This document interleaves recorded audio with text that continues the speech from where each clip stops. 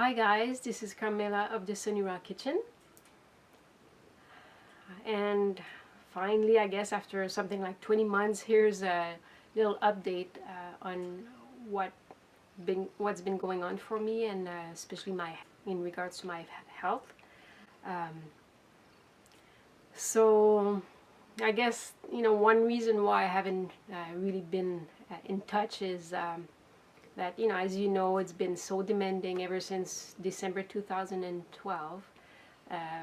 And after doing 2 liver gallbladder flushes, this whole health journey has demanded so much energy. That's pretty much all I've been doing, just focus on myself, taking things, really easy, not doing too much, just saving energy to give a chance, for my body to recharge and heal.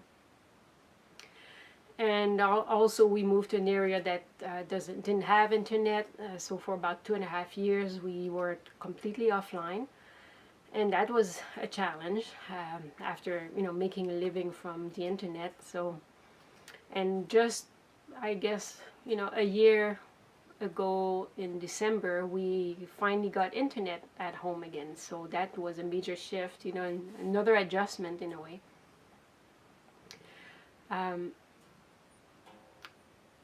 So I would say for a long time, probably since I last did a video, I kind of reached a state where my health plateaued for a while. So as you'll recall, after doing the flushes, it looks like, I think I've narrowed down to the culprit, of what caused my major gut damage. So I would say the liver flush is something still very harsh on the body. It's demanding a lot. So I think that I have gallbladder issues that have come as a result of the flush. But in actual terms of my gut damage, that was caused by the Epsom salt. So the practitioner that I saw was very fortunate to find locally. He does Chinese medicine, and he's specializing in the gut. And he said he'd encountered similar issues, of people doing the flush and then having some sort of damage. So Epsom salt, they always say for external use only, and not to forget that there's also all sorts of chemicals that are usually mixed in, especially the cheap kind, when you buy the cheap Epsom salt from, the pharmacy, whatever. So, since my gut was, I guess, more sensitive in the first place, that really, was not a good idea at all to do the Epsom salt. So that was, the big issue that I've been dealing with for the last, it's been a little over 4 years now. Just getting my gut to a place where I can eat more and more things. My diet was extremely limited for a very, very, very long time. In hindsight, it's hard to believe that I could go through that. But I did. I made it through. And my gut finally, so it's a small section of my small intestine that was so damaged that anything that was rough or acidic or spicy, I could actually feel the food go through, and it was painful, and it would trigger inflammation. And so but the Chinese herbs helped me tremendously, and it's been such a blessing to find this approach, because it helped me in other ways as well. I've started to be premenopausal, and amazingly it's really helped me, and it's helped eliminate my hot flashes completely, but also it gradually it's more of a systemic approach to get my body, give my body the strength to gradually, start the healing process. And so that helped a lot, but for a long time whatever I could eat was still very restricted, mostly vegetables. And as soon as I decided to introduce white rice, then I was able to take off the animal products I'd started to consume again as a, I had no choice, because to sustain myself on only vegetables, I found I could not do that. It wouldn't give me the energy to, because they were cooked vegetables, right? So it didn't give me the energy to do what I had to do, and I always felt hungry, so I reintroduced eggs and occasionally some organic chicken and then some fish. But once I was able to introduce the jasmine rice, then I was able to feel satiated, and then naturally I just reverted back to a mostly vegetarian diet. So, but what changed, what really, and still to this day, I'm not completely sure what happened, but I have a pretty good idea though. So this summer, so we're blessed to have a place where we can have a garden, and we had some potatoes, which were in my list of things not to eat because they were nightshades and they create inflammation. But when we got our first harvest of potatoes, Donnie spontaneously offered me to eat some, and I thought, oh sure, it's from our garden, it's organic, it's pretty much as good as it gets, right? Fresh. So I had a bit of potatoes, and I actually, amazingly, I didn't really notice much. It didn't really hurt, and especially when it was fresh. So if they were, Pooh's having some fun there. So if the potatoes were leftovers, though, they would bother me a little bit, and then gradually that kind of went away. And in hindsight, I remember reading somewhere something about resilient starch. So they call it RS, for short. And it's something you find in potatoes, and I don't know if you find it in anything else, but it is said to have some, qualities to really help in healing the gut. Hey, I'm being attacked here. And at the time, I remember thinking, oh yeah, but I can have nightshades, right?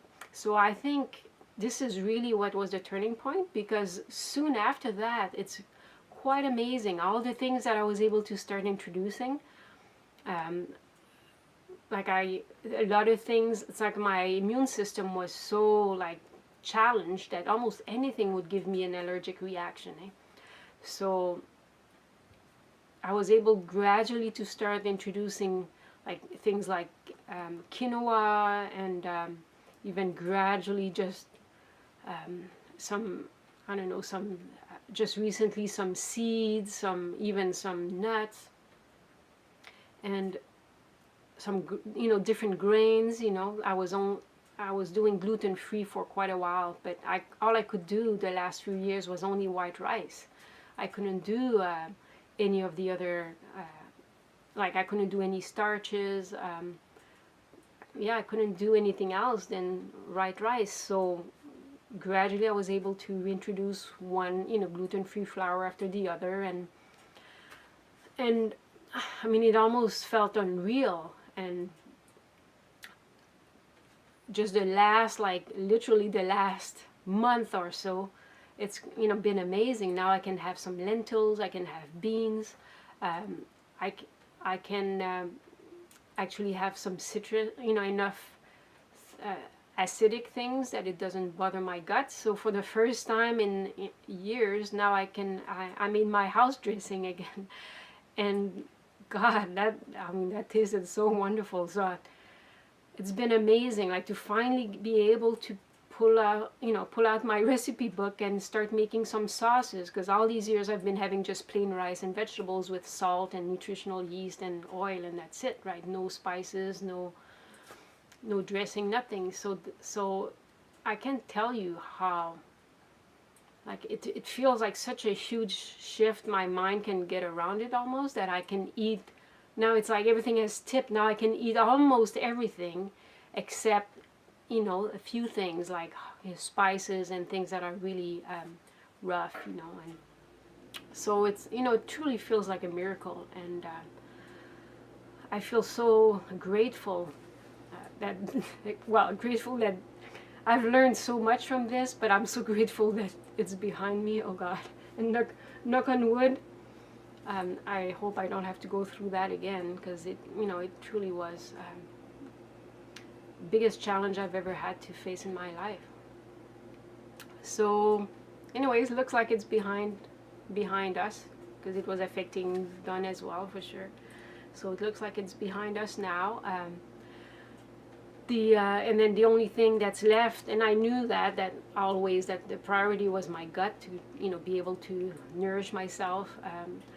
And then the gallbladder I kind of put on the back burner, even though like soon after doing the flushes I had some ultrasound done, and there was stones in my gallbladder, which, I mean, before I guess there were stones, but they were probably the silent stones that most people have, and they don't bother them. But mine, doing the flush, started to, I don't know what it did, it brought them down, or I don't know, but I started to have gallbladder issues and having to limit the amount of fat that I eat, otherwise I would get a gallbladder attack.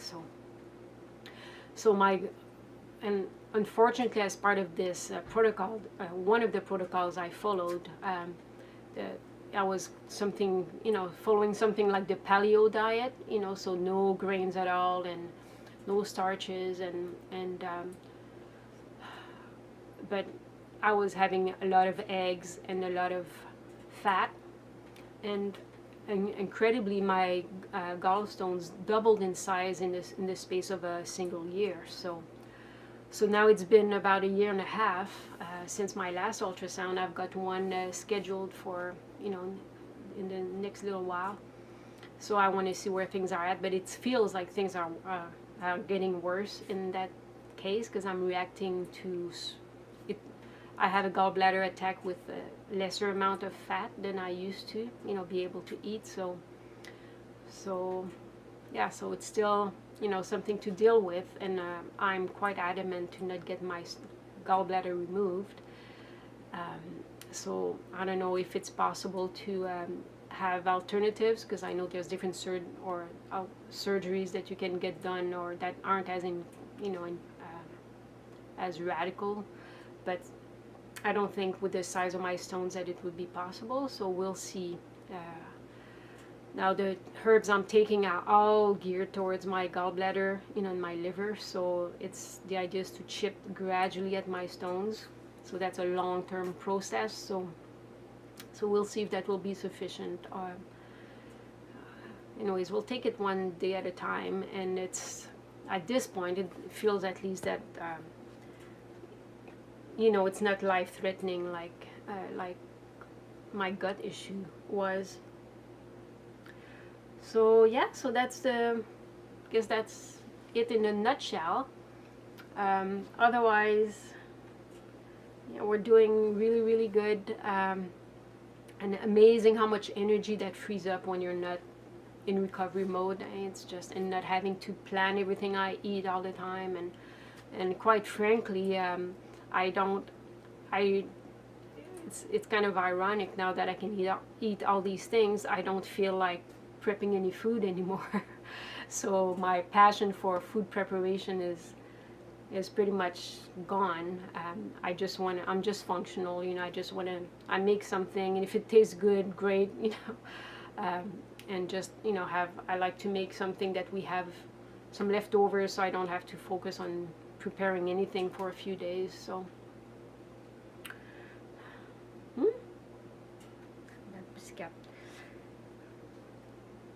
oh yeah, and one thing that it's been something recently that's come up in our lives. So Dawn's daughter Amber came to visit sometime last month, and it had been many years since we'd seen her, so it was really nice to reconnect. And gosh, we'd all changed so much, like for me it had been 10 years since I'd seen her, so it felt almost like a lifetime.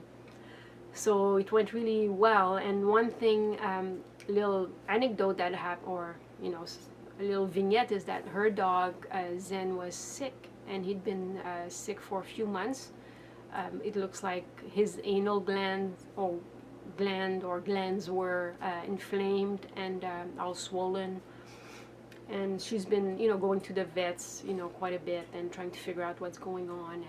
And soon after he came here, he wasn't feeling well. Like, he actually threw up, and you could just tell, like, he had no energy, and his appetite was gone.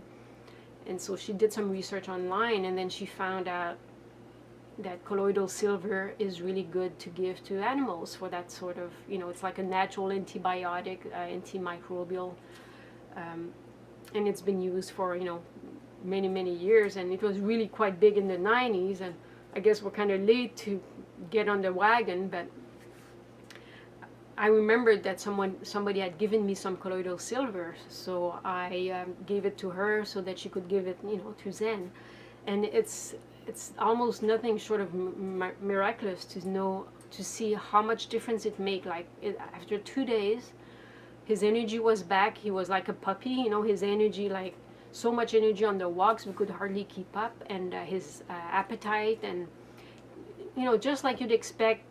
Like, so there was some kind of bad bug that was, really attacking his system, and it took care of that, like, incredibly fast. And so it really piqued our interest, We thought, oh, well, if it can do that to, to a dog, then imagine, it can do that to humans. And I know there's all kinds of usage for colloidal silver as well. So I started to do a lot of research about it, and finally we decided to invest in a good colloidal silver machine. And in my research I found out that actually the way that most people use to produce colloidal silver at home is not safe. Like the resulting solution is not safe and can even be toxic. So it really made me pause and make sure that, okay, I want to do this properly, because I don't want to be damaging my body. The whole point is to give my body an extra boost, to deal with whatever challenges that are coming, So anyway, so this is our new little venture. It's in the mail, and I think it's arrived in Canada, so we'll only be a few days before we get to start making, colloidal silver. So our plan is to start making some liquid and, share it with friends and family. But most importantly, do some gel. Well, I guess the liquid stuff will be great, but the gel form will be, really cool for applications on the skin for like burns and cuts and that sort of thing. Much more easier to handle. So, and a lot of what I've seen, the gels on the market seem to be made with chemicals, and like traditional ingredients used in cosmetics that aren't very good at all, So our idea is to do something that's really just natural, using aloe vera and colloidal silver, and then some konjac powder, which is a natural thickener. And anyway, so I'll be, kind of playing around with that. So if you guys are interested, I don't think we'll go like big business with that, but maybe sell at markets, because I guess that's one little thing I've been doing on the side, making embroidery on paper, making these cards and then selling them at local markets. So maybe we'll start selling our colloidal silver products at markets. So anyways, if that's something that might interest you, some high quality colloidal silver, small particles, so just let me know and send me an email, and then I'll let you know when it's available. And also another big thing, we want it to be affordable, because that's one reason why we got a maker. Because at our local health food store, it's like $30 for a small little bottle like this, right? So yeah.